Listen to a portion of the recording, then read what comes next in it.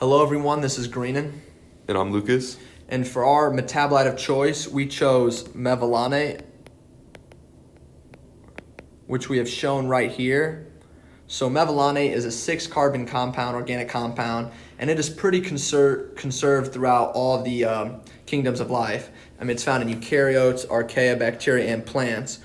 And it's important to note that I'm specifically talking about mevalonate here, which if you look to the right, which we've shown out the pathway, which we'll get into more depth later, which is also known as the sterile biosynthesis pathway. Mevalonate is found right here. I mean, also known as mevalonic acid, with just an hydrogen there on the carboxyl group. However, one of the end products here, which is cholesterol, is not conserved throughout all species. Most of this pathway is, but cholesterol is not. For example, in plants, they use a molecule called stigmasterol. It's just one of the examples. Some of the bacteria do this. It is found in all animals, though. And this is referenced on Metasic, which is a member of the BioSig database collection, which will show out this whole plant sterile biosynthesis. So if we start to look at this pathway, we can start to see why this metabolite is so interesting and so important. So we first start off, we have acetyl-CoA, which we all know is catalyzed by pyruvate dehydrogenase. It's made by pyruvate dehydrogenase, where it usually enters the citric acid cycle, and this is all taking place in the mitochondria. However, acetyl-CoA is also a very big important factor in lipid synthesis and cholesterol and steroid synthesis. So how do we get this to this mevalonate pathway?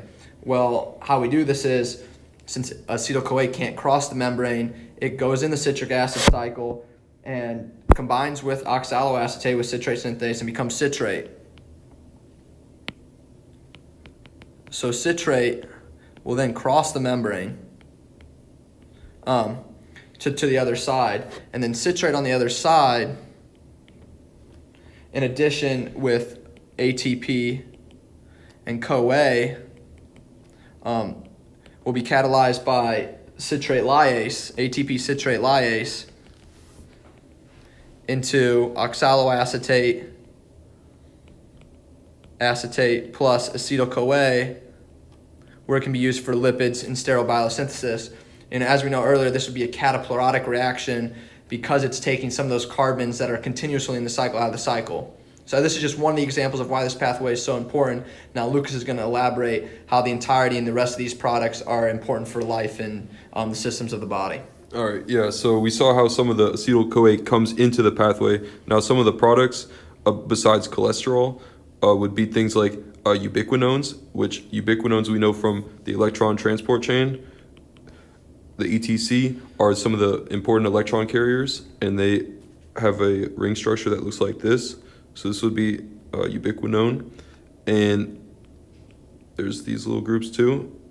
But then a fun fact that is important because of the isoprenoid part of the mevalonate pathway would be this. R group right here is going to be composed of isoprenoids, which are basically just hydrophobic carbons that just branch off, for however long. But the coenzyme Q10 is actually named CoQ10 because it has 10 isoprenoid units. And now each one of these isoprenoid units are going to be 5 carbons long. So if you do the math, you're going to see that coenzyme Q10 is actually going to have well over 50 carbons in it. And other species will use different versions of this coenzyme Q. So they'll have, for example, 8 or 6 isoprenoid units. So that is one of the products. Another product would be heme A, which we know is another electron carrier. And then sterols. So we have testosterone, estrogen. Those are human sterols. And in other domains of life, there will be different sterols that are not conserved in this pathway. So there will be branching points in this pathway to produce those sterols using different enzymes. And then another point that I want to touch on are prenylated proteins, which these prenylated proteins are basically modified by hydrophobic isoprenoid groups, similar to how the coenzyme Q10 is. And this figure down here will show this. So we have our RAS protein right here, which is a G protein. And RAS is a monomeric G protein, whereas most of the G proteins that we looked at in class are actually 3 subunits, but that's besides the point. This hydrophobic tail right here is the isoprenoid group that's actually composed of 3 isoprenoid groups, which is called a farnesyl group, which is 15 carbons, and that basically anchors it into the plasma membrane. And then this can traverse laterally through the membrane, and that will allow it to move and interact with the other things in this cascade. So this will eventually be a protein kinase cascade. And then this is basically one of the parts of this mevalonate pathway is the isoprenoids, and then you got your sterols over here. So those are the main products that we want to talk about. And now going into some medical relevance. So 2 diseases that we want to talk about that have to do with the mevalonate pathway are going to be atherosclerosis. So atherosclerosis is basically cholesterol buildup in the arteries, and then mevalonate aciduria.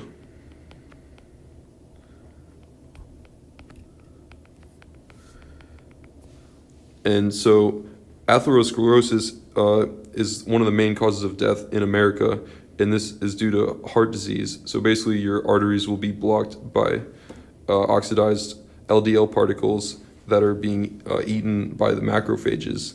And so your artery will look something like this, and little particles will build up, and then the macrophages will come in, and then they will calcify these arteries, and then eventually you get to the point where the artery can't get any blood flow through, and that is disrupted. And then so this will basically block blood flow and cause a heart attack.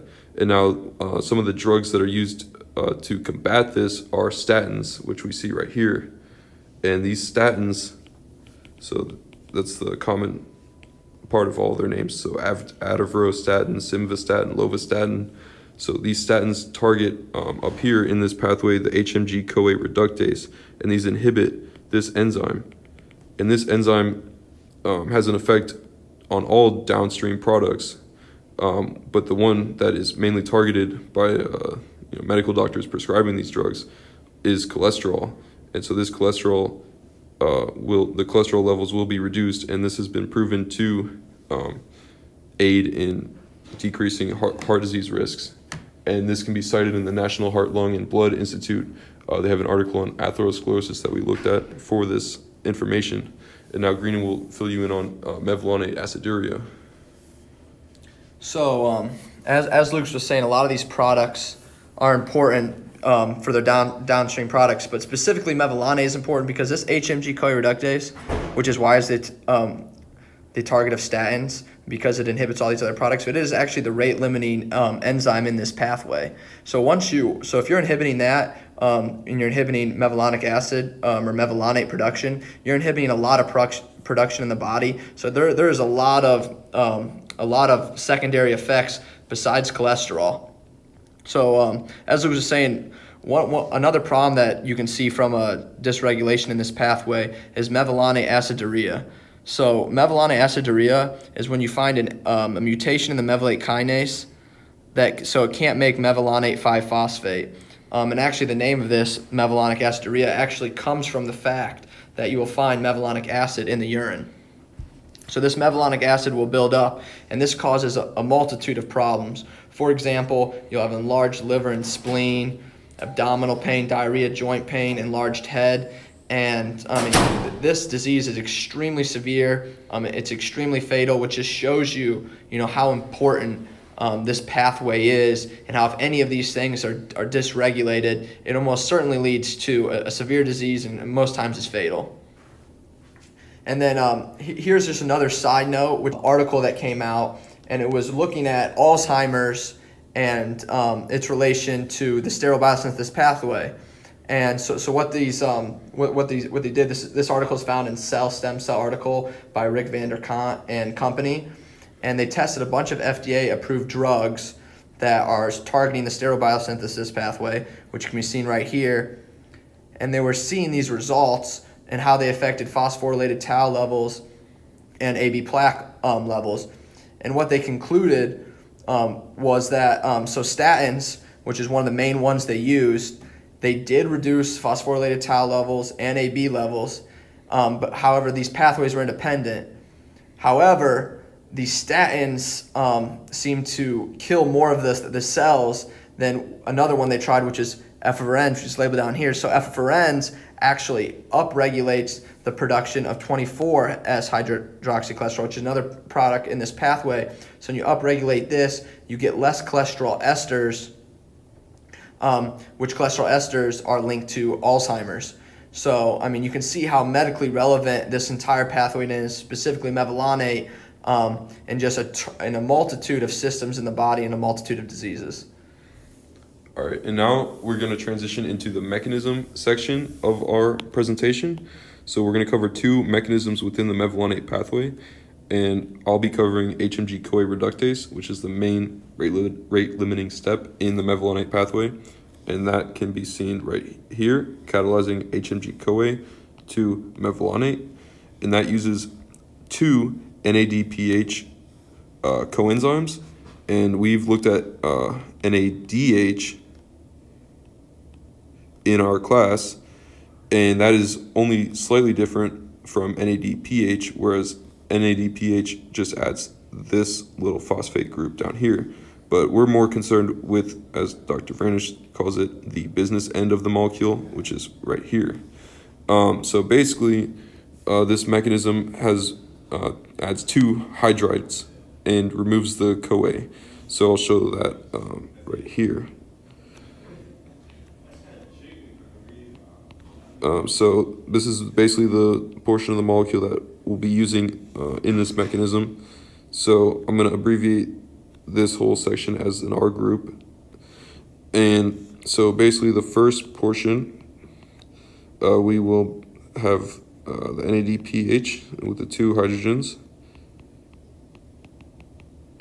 And all right, so basically this mechanism is going to go like this. These lone pairs are going to come, and this is going to kick off the hydride, and this hydride is going to come and attack right underneath this carbonyl, and that is going to push these electrons up onto the oxygen, and then that is going to look like this.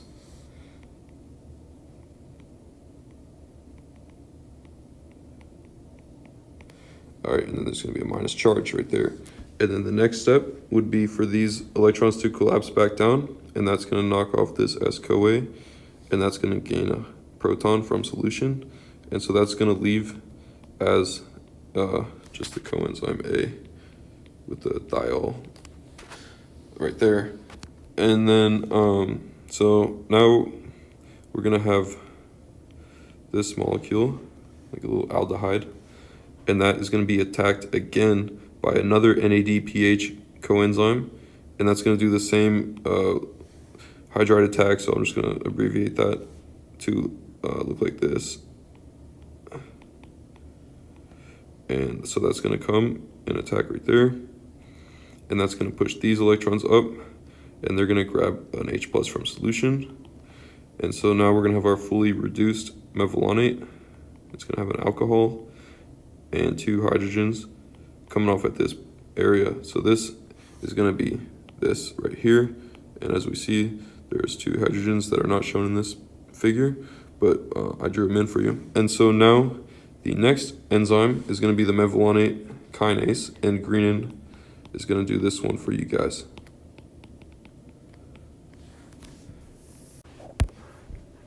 All right, so now I'm going to show you the mechanism for mevalonate kinase, which, as we stated earlier, a mutation in this enzyme is the cause for mevalonic aciduria, and we forgot to cite that earlier, so we're going to cite it now. We got this information from the National Institute of Health on mevalonic aciduria.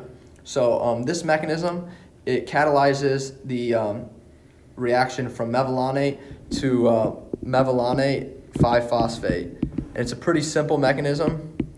It just is a hydrolysis of ATP transferring the phosphate on mevalonate.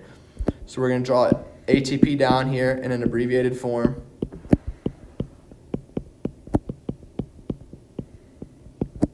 Right here. So we're going to have a base from solution. is going to come deprotonate this hydroxide.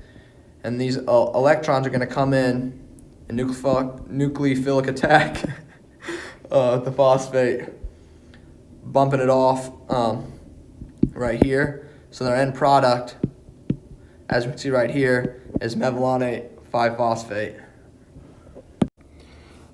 Okay, so as we can see, the mevalonate pathway has a ton of enzymes that catalyze all these different steps, and there are dozens of steps in this pathway. Not all of them are even shown on this diagram right here. So not all of them are even shown here, but there are, 20, 30 steps in this pathway that we could never go all in depth with only a 15-minute presentation. But one of the pathways that we want to talk about is the mammalian SRABP pathway. And so this is really important in regulating some of these enzymes and other factors that affect the amount of cholesterol present in the cell via uptake through LDLR receptors. And the one that we want to focus on is the increased expression of the HMG-CoA reductase protein, which is the enzyme that we looked at that catalyzes HMG-CoA to mevalonate, which is our metabolite, of course.